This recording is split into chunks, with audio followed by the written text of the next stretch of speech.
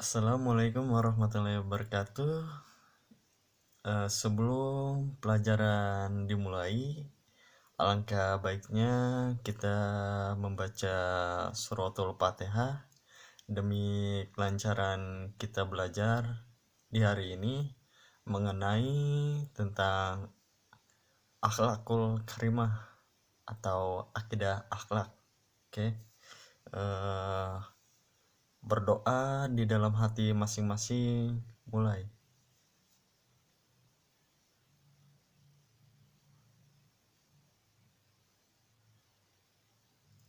Alhamdulillah selesai.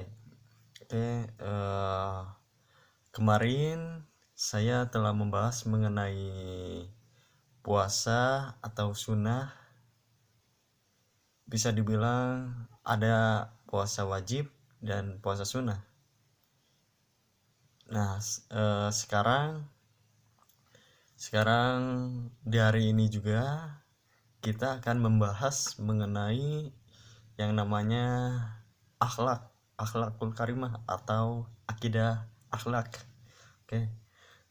Sebelum saya membahas mengenai akidah akhlak, ada yang sudah paham mengenai akidah akhlak? Jika belum paham, maka saya akan membahas mengenai akidah akhlak itu sendiri. Nah, di sini akidah akhlak itu ada Al-Ghafar. Nah, Al-Ghafar itu berasal dari akar kata Ghafaro yang artinya Ghafara, yang berarti menutupi. Al-Ghafar bisa diterjemahkan berasal dari kata Al-Ghafaru yang artinya tumbuhan yang digunakan untuk mengobati luka. Nah, jika ada luka maka diobati dengan tumbuhan. Nah, itu bisa dibilang dengan Al-Ghafar atau Ghafaro. Nah, lalu dapat kita terjemahkan bahwa makfirah dari Allah adalah dirahasiakannya dosa-dosa dan diampuninya dengan karunia-Nya dan rahmat-Nya, bukan karena obat seorang hamba dan taatnya. Nah, itu adalah Al-Ghafar. Jadi Al-Ghafar itu adalah artinya yang menutupi semuanya. Nah, ada juga di sini Al-Ghafar itu meneladani Allah dengan sifat Al-Ghafar. Nah, ada yang tahu cara meneladani Allah dengan sifat Al-Ghafar itu bagaimana? Jika belum, maka saya membahas biar cepat. Oke.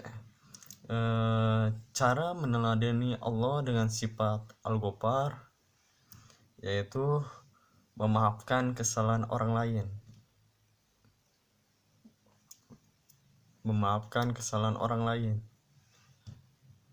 Yang kedua, menutupi kesalahan orang lain dengan tidak membeberkannya. Yang terakhir, menampakkan kelebihan orang lain dengan tidak menampilkan kekurangannya. Nah, itu adalah Al-Ghafar. Selanjutnya, selain Al-Ghafar ada juga Al-Razzaq. Nah, di sini Al-Razzaq berasal dari kata rozak atau rizki, artinya rezeki. Nah, jika ada yang namanya Ar-Razzaq berarti itu adalah rezeki. Oke, I'm kidding. Al-Razzaq itu adalah Allah yang memberi banyak rezeki kepada makhluknya dan secara berulang-ulang. Nah, berarti Allah itu memberikan rezeki kepada makhluknya dan secara berulang kali. Nah, Imam Al-Ghazali menjelaskan arti Al-Razzaq adalah dia yang menciptakan rezeki dan menciptakan yang mencari rezeki, serta dia yang mengantarkan kepada mereka dan menciptakan sebab-sebab sehingga mereka dapat menikmatinya. Nah, itu adalah ar-Razzaq. Jadi ar-Razzaq itu adalah pemberi rezeki. Yang lalu ada juga kan selain pengertiannya kan meneladani Allah dengan sifat-sifat ar-Razzaq. Nah, jadi cara meneladani Allah dengan sifat-sifat ar-Razzaq itu yang pertama berkeyakinan bahwa Allah sudah menjamin rezeki seseorang. Nah, kita itu harus yakin bahwa Allah itu pasti akan memberikan rezeki kepada kita semua bila mana kita berdoa secara jujur dan ikhlas di dalam hati. Lalu yang kedua, berusaha maksimal dengan qanaah. Nah, jadi kita itu harus berusaha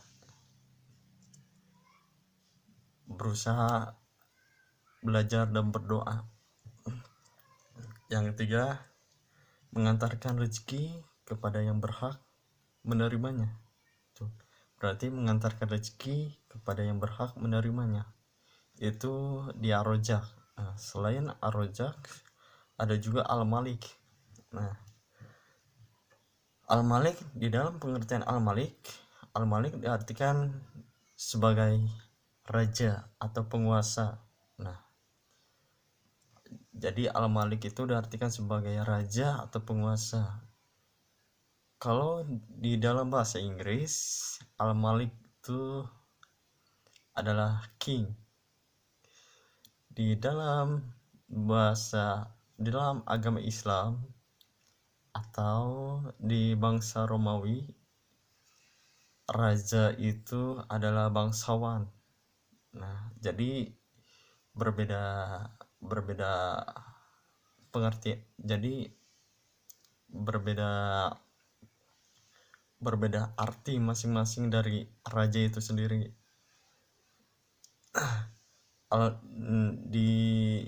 Dalam agama Islam kan al-Malik itu adalah bangsawan atau raja atau penguasa. Al-Malik berarti raja, penguasa atas seluruh makhluknya. Secara umum, al-Malik diartikan raja atau penguasa. Kata Malik itu terdiri dari huruf mim, lam, kaf yang rangkaiannya mengandung makna kekuatan dan kesohihan. Kata al-Malik menunjukkan bahwa Allah Subhanahu wa taala tidak membutuhkan kepada segala sesuatu, melainkan segala sesuatu yang membutuhkan dirinya. Hal ini menunjukkan bahwa Allah adalah segala kekuatan yang ada di alam semesta ini yang sahih dan tidak dapat diingkari lagi kekuasaannya, meliputi semesta alam dan pengetahuan yang ada. Itu adalah pengertian al-Malik. Nah, jadi pengertian al-Malik itu kan tadi adalah raja atau penguasa. Nah, kalau di agama Islam atau di bangsa Romawi, Malik itu adalah bangsawan. Sedangkan bahasa Inggris al-Malik itu adalah king. Jadi king of them, raja bagi mereka. Nah, setelah memahami pengertian al-Malik ini, ada juga cara meneladani Allah dengan sifat al-Malik itu sendiri. Nah, cara meneladani Allah dengan sifat al-Malik itu manusia memiliki keterbatasan kepemilikannya. Nah, berarti dia itu memiliki keterbatasan kepemilikannya. Yang kedua, mengendalikan hawa nafsu. Nah, kita itu harus mengendalikan hawa nafsu kita sendiri untuk melawannya. Yang ketiga, menjadi hamba yang bersyukur atas nikmat Allah Subhanahu wa taala. Nah, kalian sudah bersyukur belum atas nikmat Allah yang telah diberikannya kepada kalian? Jadi kita itu harus bersyukur pada Allah atas yang Dia telah berikan kepada kita. Lalu di sini selain Al-Malik ada juga Al-Hasib.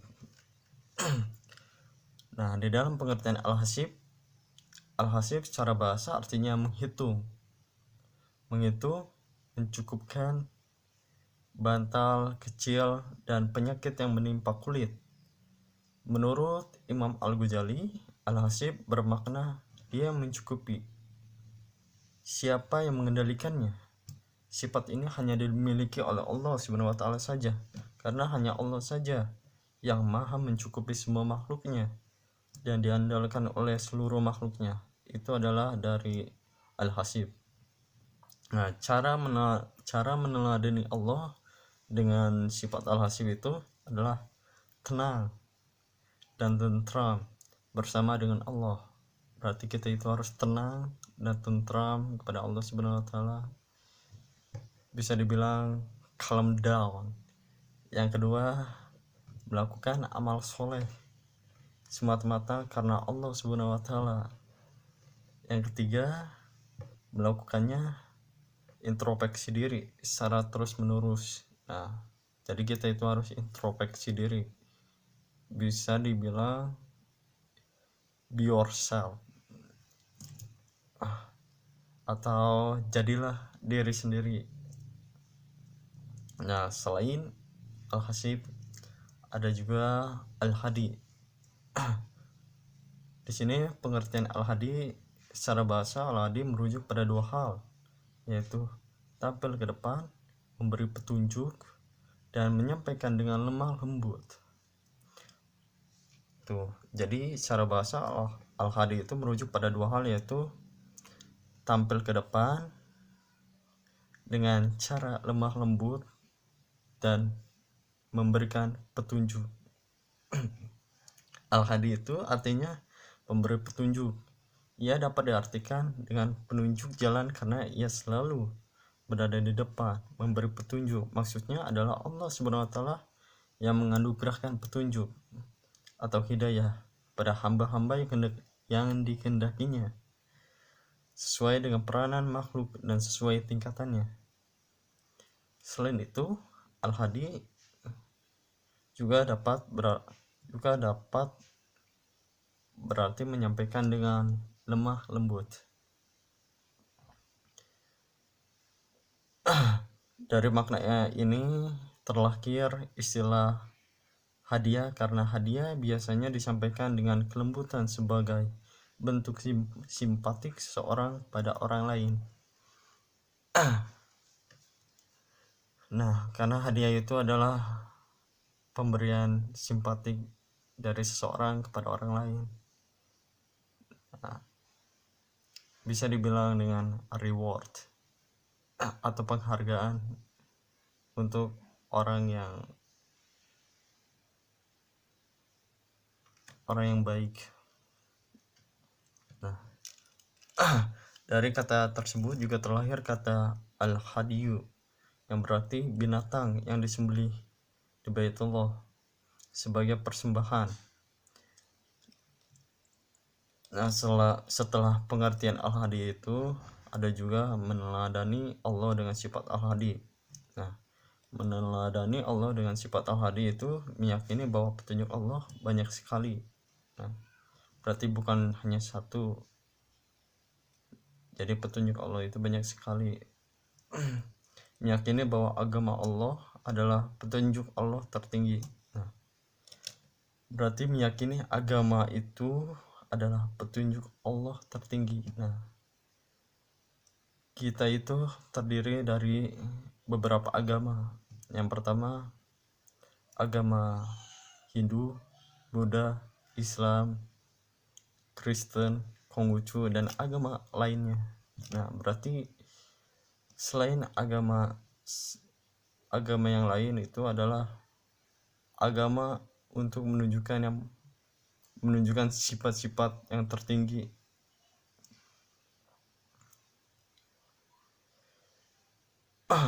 Terus yang terakhir, memberi petunjuk kepada orang lain dengan benar dan tanpa pamrih.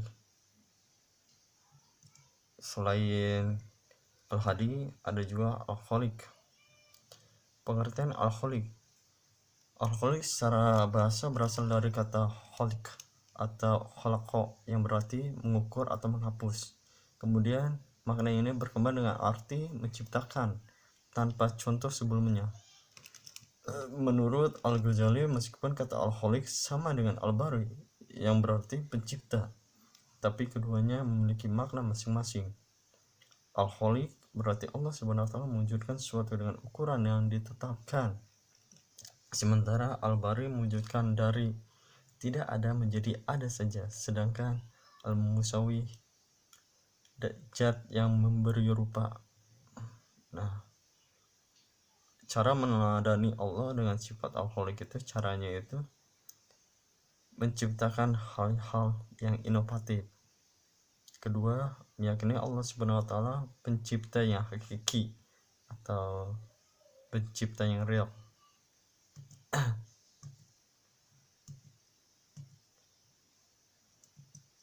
Selain Al-Khaliq, di sini juga ada Al-Hakim. Pengertian Al-Hakim, ada yang tahu Al-Hakim itu apa? Jadi Al-Hakim itu adalah yang maha bijaksana, yang maha agung. Itu adalah Al-Hakim.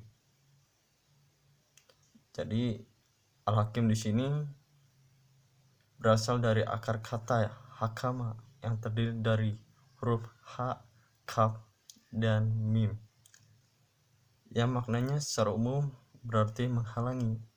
Demikian pula kata istilah hikmah yang digunakan untuk sesuatu yang bijaksana, yang apabila diperhatikan, insya Allah seorang akan selamat dengan hikmahnya. Dia menebarkan kemaslahatan, kemanfaatan, dan kemudahan yang lebih besar atau lebih baik.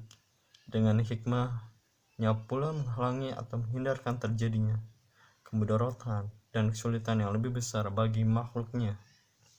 Nah, itu adalah Al-Hakim. Jadi di sini Al-Hakim itu yang maha bijaksana. Nah, cara meneladani Allah dengan sifat Al-Hakim itu adalah memperdalam ilmu pengetahuan. Nah, jadi ilmu pengetahuan kita itu harus diperdalam. Kita lebih suka ilmu pengetahuan mana? Ilmu pengetahuan Arabic, English, Indonesian, atau semacam ilmu lainnya. Jika kita belajar di ilmu yang kita sukai, maka kita harus perdalamkan ilmu itu. Nah, yang kedua, bertindak profesional dalam hal apapun.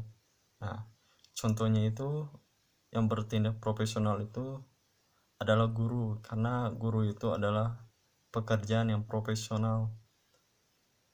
Yang ketiga, bersikap bijaksana.